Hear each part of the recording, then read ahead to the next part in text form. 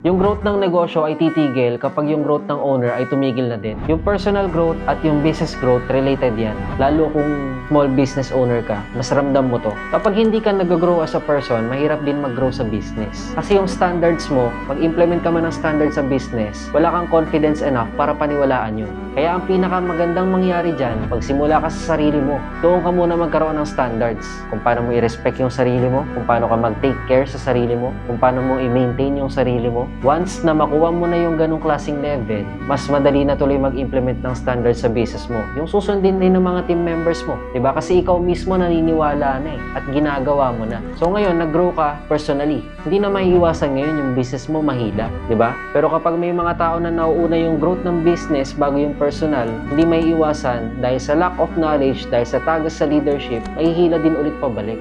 And that's why the growth of the business stops when the growth of the owner stops.